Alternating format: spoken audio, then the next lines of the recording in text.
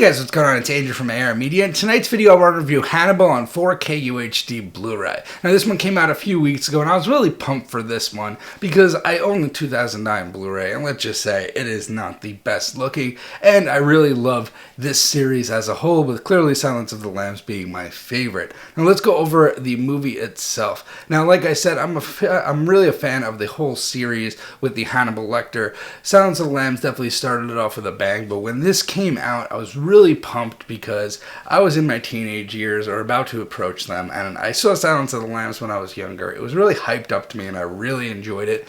So seeing a sequel and seeing where Hannibal Lecter was and catching up with him really interested me. And although this isn't the best in the saga, I would say, I think Red Dragon definitely edges it out, and I'm hoping we get that on 4K. I think this is still a solid entry on 4K, and for me has a bit of nostalgia that it brings back.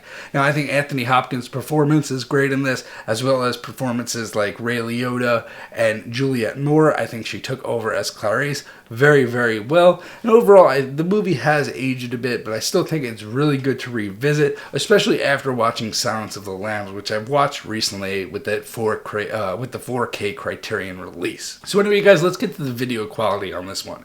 So this is a new 4K remaster that was rescanned and overseen by the cinematographer, and I gotta say, it really shows. Now, comparing this to the 2009 Blu-ray, this is leaps and bounds, night and day difference when it comes to details and resolution. The 2009 Blu-ray was pretty terrible, I will say, so it's not like that had a lot to live up to, but this really does look perfect. Now, the cinematography on this movie is great to begin with and really gorgeous, and that really lends itself really well to the 4K format, because this is not a bright and vivid movie by any means. This is actually a pretty dark and bleak movie for the most part. Now, where you will see a nice increase in details is close-ups on the landscape, things like that. Now, keep in mind this was shot on 35mm film, so you will get a nice thin layer of grain throughout. The 4K UHD definitely thins up that layer of grain. What I want to say is the first establishing shot is noticeably grainier and grittier than the rest of the movie, so do not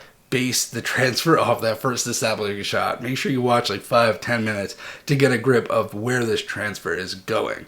So let's talk about the Dolby Vision on this one. So the Dolby Vision on this one didn't bring crazy bright colors or anything, but in the darker scenes it definitely brought better shadow detail. It definitely brought better white highlights and spectral highlights when they were shown. I think the HDR was a really good use of application here. On the outdoor scenes, you definitely get some punchy, vibrant colors. On the landscapes, you get some great colors and nuances, but most of all, you definitely get some improved shadow details at some point. Now anyway, guys, let's get to the audio on this. So this has a DTS HD 5.1 mix, and this sounds really good. Now this is also an increase from that 2009 release, and I think the surrounds are used very nicely, and this is a good dynamic mix.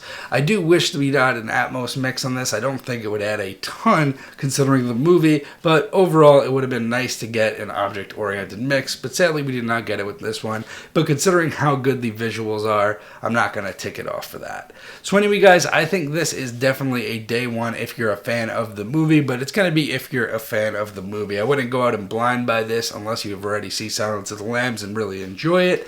This is definitely a movie that you have to be somewhat invested into the movie set for, but definitely one that I recommend picking up. So anyway, guys, I'm going to leave a link in the description to the Amazon link. Using that link gives me a small kickback to review more 4Ks for you. So anyway, guys, I got a lot more 4K reviews coming up this week, so stay tuned and I'll see you in the next one.